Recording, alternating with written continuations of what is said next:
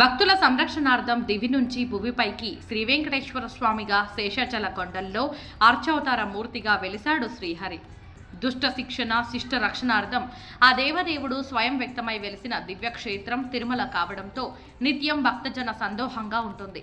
ఎటు చూసినా భక్తి పారవశ్యంతో గోవింద గోవింద అంటూ భక్తులు పిలిచే పిలుపులే వినిపిస్తూ ఉంటాయి. తిరుమల క్షేత్రంలో కాలు మోపితేనే గత జన్మలో చేసుకున్న పాపాలన్నీ తొలగి మోక్షం సిద్ధిస్తుందని పురాణాలు పేర్కొంటున్నాయి. ఇక స్వామివారి ఆలయం ప్రవేశం పూర్వజన్మ సుకృతంగా భావిస్తారు భక్తులు. ఆ దేవదేవుని క్షణకాల దర్శనం ఎన్నో జన్మల్లో చేసుకున్న పుణ్యఫలంగా భావిస్తారు. అందుకే తిరుమల క్షేత్రం నిత్యం భక్తజనంతో కిటకిటలాడుతూ ఉంటుంది.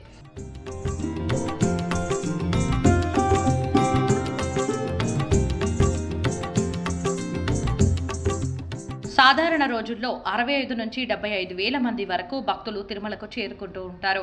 వారాంతంలో ఆ సంఖ్య 80 నుంచి 95 వేల మంది వరకు అమాంతం పెరుగుతూ ఉంటుంది. వరుస సెలవులు వస్తే తండోపతండాలుగా భక్తులు తరలివస్తారు.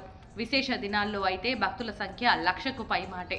వేసవి సెలవుల కారణంగా భక్తులకు మెరుగైన సౌకర్యాలు కల్పించేలా టీటీడీ కట్టుదిట్టమైన ఏర్పాట్లు చేసింది. ప్రజాప్రతినిధులు రాజ్యాంగబద్ధంగా హోదాలో ఉన్న ప్రముఖుల సిఫార్సులపై ఇచ్చే బ్రేక్ దర్శనాలను జూలై 15వ తేదీ వరకు రద్దు చేస్తూ కీలక నిర్ణయం తీసుకుంది. జూన్ 17కే సెలవులు పూర్తి అయినప్పటికీ మరో నెల రోజుల పాటు భక్తుల రద్దీ కొనసాగే అవకాశం ఉండడంతో టీటీడీ ఈ కీలక నిర్ణయం తీసుకుంది. సామాన్య భక్తులకు త్వరితగతిన దర్శన భాగ్యం కల్పించేలా తిరుపతిలో టైమ్ స్లాటెడ్ టోకెన్స్ సైతం అందుబాటులో ఉంచింది. వేసవికి అనుగుణంగా తిరుమలలో చలవ పందిళ్లు, జర్మన్ షేడ్స్ ను ఏర్పాటు చేసింది. ఇక భక్తుల రద్దీ పెరిగితే అందుకు అనుగుణంగా పర్యవేక్షణ ఉండటానికి తిరుపతి ఏడీ బిల్డింగ్ నుంచి శాశ్వత ఉద్యోగులను తాత్కాలికంగా తిరుమలలో విధులు నిర్వహించేలా ఆదేశాలు జారీ చేసింది.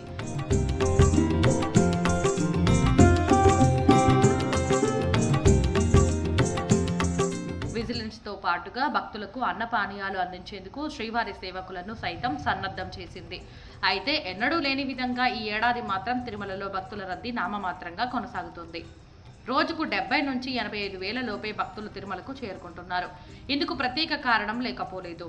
భారత్ పాక్ మధ్య యుద్ధం వాతావరణం నెలకొనడం, శాంతి చర్చలు సాగిన పాక్ తన దుశ్చర్యను కొనసాగిస్తూ ఉండటం కారణమై ఉండొచ్చని విశ్లేషకులు అంటున్నారు.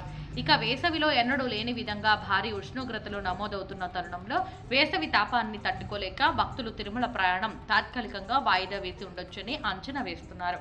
మరో 28 రోజుల్లో వేసవి సెలవులు ముగియనుండడంతో భక్తుల రద్దీ పెరిగే అవకాశం ఉందని అధికారులు అంచనా వేస్తున్నారు. కొన్ని ప్రాంతాల్లో ఇప్పటికే వర్షాలు కురుస్తుండటంతో ఉష్ణోగ్రతలు తగ్గుముఖం పడుతున్నాయని, ఈ వారాంతంలో భక్తుల రద్దీ అమాంతం పెరిగే అవకాశం ఉందని టీటీడీ అంచనా వేస్తుంది.